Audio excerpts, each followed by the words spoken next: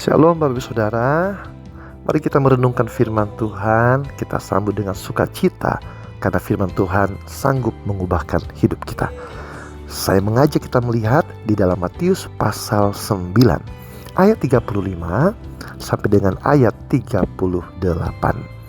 Demikian firman Tuhan. Demikianlah Yesus berkeliling ke semua kota dan desa. Ia mengajar dalam rumah-rumah ibadat dan memberitakan Injil kerajaan sorga, serta melenyapkan segala penyakit dan kelemahan. Melihat orang banyak itu, tergelaklah hati Yesus oleh belas kasihan kepada mereka, karena mereka lelah dan terlantar seperti domba yang tidak bergembala. Maka katanya kepada murid-muridnya, "Tuaian memang banyak, tetapi pekerja sedikit. Karena itu mintalah kepada Tuhan yang empunya tuaian, supaya ia mengirimkan pekerja-pekerja untuk tuaian itu." Bapak Saudara, dari kisah ini kita bisa belajar beberapa hal. Yang pertama adalah Yesus menjangkau semua orang. Saudara, Yesus tidak hanya mengajar di tempat dekat atau kota asalnya. Ia pergi ke berbagai kota dan desa.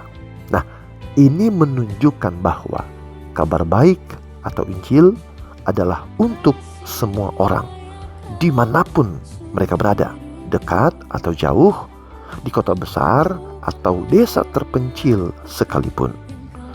Dan saudara, kita pun terpanggil untuk membagikan kabar baik ini, baik kepada orang terdekat, yaitu keluarga, teman, dan melalui hidup kita, perkataan dan doa, maupun kepada yang jauh, misalnya dengan mendoakan suku-suku yang belum mendengar tentang Tuhan, atau dengan mendukung pekerjaan misi. Pelajaran kedua yang dapat kita pelajari adalah Yesus peduli seluruh kehidupan. Nah, Yesus tidak hanya memberitakan tentang keselamatan jiwa saja Bapak Saudara, tapi juga Yesus menyembuhkan penyakit dan kelemahan fisik, yang artinya saudara, Tuhan peduli pada kebutuhan dasar manusia juga.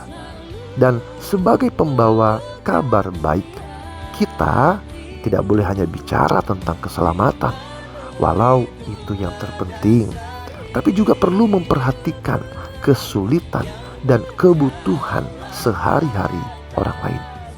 Kasih kita harus nyata dalam tindakan, bukan sekedar kata-kata. Dan kabar baik harus menyentuh jiwa dan meringankan beban hidup.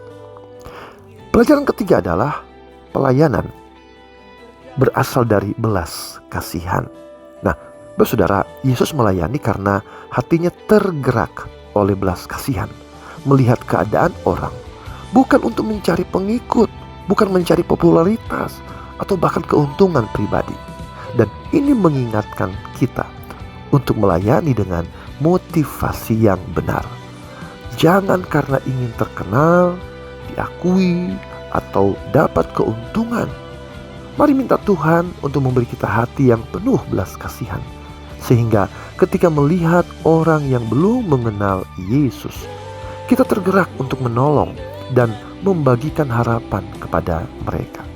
Dan pelajaran terakhir adalah doa untuk pekerja panen. Nah, Yesus menyuruh kita berdoa meminta Tuhan, Sang Pemilik panen, untuk mengirim lebih banyak pekerja. Mengapa perlu berdoa jika Tuhan yang punya pekerja? Nah, saat kita sungguh-sungguh berdoa untuk hal ini, saudara, hati kita akan semakin selaras dengan keinginan Tuhan. Kita jadi lebih peka melihat betapa banyak orang yang perlu dijangkau. Seringkali doa ini justru mempersiapkan kita sendiri untuk menjadi jawabannya, terdorong ikut terlibat dalam pekerjaan Tuhan. Tentu kita juga terus berdoa agar Tuhan membangkitkan lebih banyak lagi orang-orang yang mau terlibat. Intinya saudara, kisah ini menggambarkan hati Yesus yang penuh belas kasih, menjangkau semua orang, dan peduli pada kebutuhan secara utuh dari manusia. Yesus mengajak kita untuk memiliki hati yang sama, melayani dengan tulus, dan aktif berdoa, serta terlibat dalam membagikan kabar baiknya ke seluruh penjuru dunia. Tuhan Yesus memberkati. Shalom.